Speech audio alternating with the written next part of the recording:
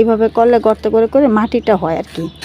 এই মাটিটা ভালো একটা উন্নত মানের ঝুরঝুরা মাটি পাওয়া যায়, বুঝছো। যে মাটিতে কিনা আমি সারা বছর চাষ করি, আমার সবজি বাইরে এরকম ব্যাগে করি, বস্তায় করি, গ্রো ব্যাগে করি, টপে করি, ড্রামে করি, মানে যেভাবে সুবিধা হয় আমার সেভাবেই করি। আর আমি মাটিতে তো ওই যে দেখো, দেখতে পারছো আমি ফসল করে খাই, ওই যে দেখো, ওটাও কিন্তু আমি 3-4 বার করে খালি চাষ করি। ওটা মাটি গোবর দেই, পুরনো শুকনো গোবর ছিটিয়ে দেই, তার মাঝে মাঝে যে তোমার ভিজিয়ে রাখি জায়গাটা, তারপর নিরিকাছি দিয়ে খুঁচিয়ে নেই, এভাবে করে আমি গাছগুলো বসাই। কি যে টমেটো আসছে জানো না, এবার দারুণ টমেটো আসছে। আমার এমন কোনো জায়গা নেই যে টমেটো না আসছে।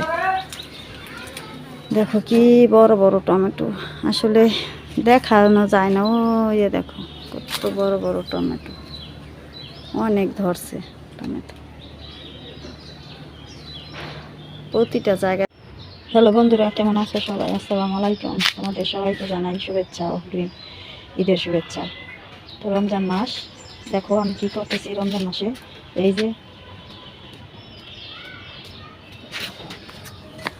এই যে গাছের ডালগুলো কেটে আনছি, সাজনা গাছের এই ডালগুলো আমি বুনবো। তো আমি সাজনা গাছটা আমার বরাবরই হতে চায় না আমার হাতে, কেন জানি। এই পর্যন্ত আমি অনেকবার লাগিয়েছি সাজনা গাছ, কিন্তু আমি সফলতা কম পেয়েছি। তো এবারও হাল ছাড়ি নাই, এবারও আমি লাগাবো। তো অনেকগুলো ডালি আমি কেটে আনছি বড়, দেখেন। তো আমি এখানে একটা গর্ত করে নিয়েছি, এই যে এখানে আমি লাগিয়ে দিব। তো পুরো ভিডিও আমার সঙ্গে থেকে দেখতে হবে, দেখুন, তাহলে দেখতে পারবেন আমি কোথায় কোথায় সাজনা গাছগুলো লাগাই, ডালগুলো। আর এই যে আমি গর্তটা, এই গর্তের পাশেই গাছটা লাগিয়ে দিব, যাতে করে এই গর্তের ভিতরে যত সবজি মবজি পাতা পোতা ফেলাই, সেগুলো থেকে আস্তে আস্তে যাতে সেই নির্যাস পানিটা এখানে আবার গোড়াটা যাতে পেয়ে নেয়। গাছটা যখন যদি বড় হয়, যদি হয়েই যায় আলহামদুলিল্লাহ, গাছটা যদি হয়, তো গাছটা থেকে যাতে যাও। তো আমার নানুটা শুধু আমার কাছাকাছি থাকে, শুধু গুড় করে। দেখি নানু যাও, দেখি তো, সরো সরো, ব্যথা পাইবা। তো এই যে গাছটা আসলে এক হাতে মোবাইল নিয়ে, এই যে এটা একটা বড় গাছ সাজনা, মোটা একটা ডাল, এটাই এখানে বুনে দিই। আর ছোট ছোট যেগুলো, সেগুলো আমি গ্রো ব্যাগে বসিয়ে নিব। আমার চালের বস্তাটা যেখানে, সেখানে আমি বসিয়ে দিব। আর এটা এখানে এইভাবে করে এটা এখানেই বুনে দিই, দেখি যদি হয়। আসলে অনেকদিন আগে দুটো বুনেছিলাম, আমার একটা ছোট্ট একটা তেলের মধ্যে। তো সেটা তো আমার সুন্দর মাশাআল্লাহ হয়েছিলই। কিছু হবে না, ওটা চলে যাবে এখান থেকে। তো বিড়াল দেখে আমার নাতিনে ভয় পেয়ে গেছে। যাই হোক, এই যে এখানে নাটিগুলা দিয়ে দিচ্ছি। আপনারা কে কে সাজনা অনেক পছন্দ করেন? আমি তো সাজনা শাকটা খুব পছন্দ করি, সাজনা শাকটা খেতে আমার তো অনেক ভালো লাগে। তো আমি কোনো গাছই বাকি রাখি নাই, আমার সব গাছ আছে আমার কাছে, সব ধরনের গাছ আছে, ফলের গাছ, ফুলের গাছ, যত ধরনের অর্কিড গাছ সবই আছে, কাঁঠাল গাছ, আম গাছ, জাম গাছ। শুধু এই সাজনা গাছটাই আমার হাতে হয় না। তো এবার হাল ছাড়ি নাই, যেই পর্যন্ত না হবে ওই পর্যন্ত খালি ডাল কেটে লাগাবই, যতদিন পর্যন্ত না হইব। তো যাই দেখি আর কোথায় কোথায় লাগান যায়। এখানে লাগিয়ে নিলাম, এখানে একটু পানি দিয়ে দেবো বিকালের দিকে। দেখেন আমার বাড়িতে কি সুন্দর পাতা, এখন বসন্ত, পাতার অভাব নেই।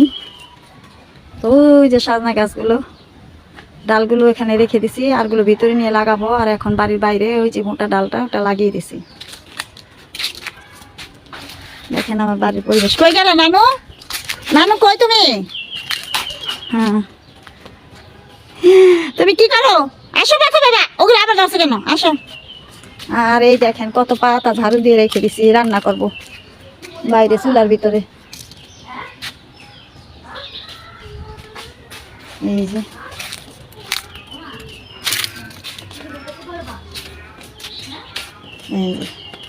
এগুলো দিয়ে সব রান্না করবো, সব রান্না করি। আবার পাতায়ও রান্না করি, লাকিতেও রান্না করি, যখন যেভাবে ভালো লাগে সেভাবে রান্না করি। এখন তো পূর্ণা মাছ, গ্যাসে রান্না করতে ভালো লাগবে, এই হচ্ছে ধোসারি মানে দুয়ারে চুলার মধ্যে রান্না করতে অনেক ভালো লাগে। ব্যথা পাবে সরো। চুলায় রান্না করলে অনেক সুবিধা আছে, সেটা হলো যে ছাইটা হয় সেই ছাইটা আবার আমার এই গাছের কাজে লাগে, সেজন্য মাঝে মাঝে আমি চুলার রান্না করি যাতে করে আমি ছাইগুলো পেয়ে যাই। আর এদিকে সাজনা ডাল থেকে যে পাতাগুলো এগুলো সব এই যে শাক রান্না করার জন্য নিয়ে আসছি, সবগুলো ছিঁড়ে নিছি, তো সুন্দর সবগুলো রান্না করব।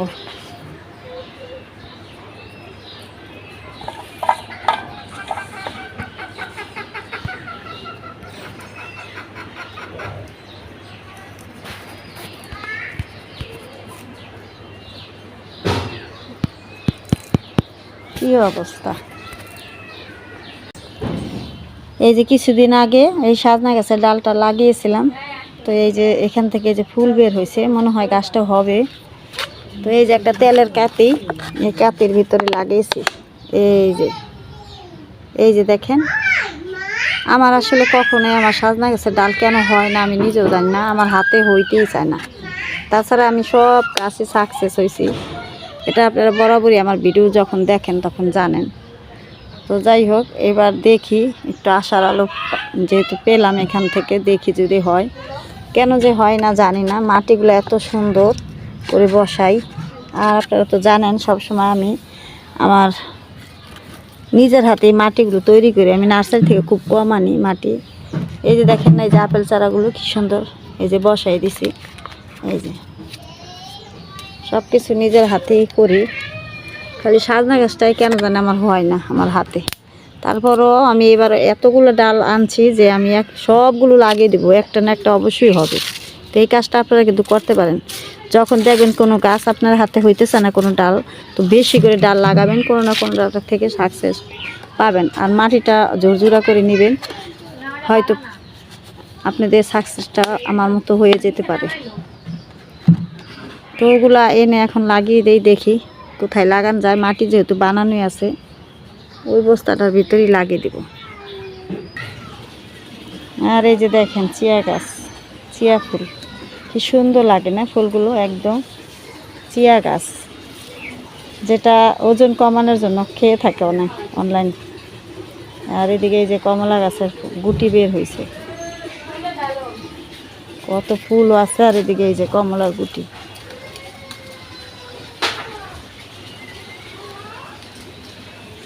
আর পেঁপে গাছগুলো মাশাল্লাহ বড় হচ্ছে। তো সব গাছই তো পারি সবসময় লাগাই, সাজনা গাছটা কেন হয় না এটা আমি নিজেও জানি না। মানে আমার খুবই অবাক লাগে যে আমার হাতে কেন হয় না সাজনা গাছ। না হোক, এবার আমি হাল ছাড়বো না, শুধু লাগাতেই থাকবো ডাল, যতক্ষণ পর্যন্ত না হবে সাকসেস ততক্ষণ পর্যন্ত খালি ডাল লাগাতেই থাকবো। ইনশাল্লাহ সাকসেস হতেও পারে এবার। ওগুলো বাড়ির বাইরে লাগিয়েছি আর এগুলো ভিতরে নিয়ে এসেছি বাড়ির। তো এই যে আমার বানানো যে মাটি, এখানে আমি এখন এই ডালগুলো পুঁতে দেব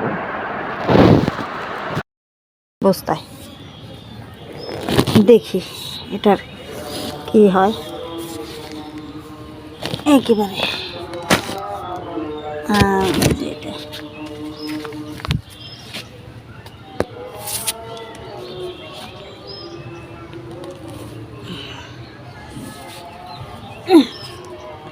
একবারে গেড়ে দিলাম যাতে হয়ে যায়।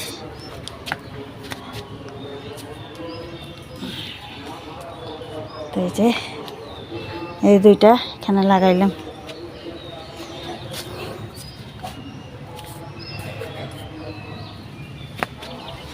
যে মাটিগুলো বানাই নিছি।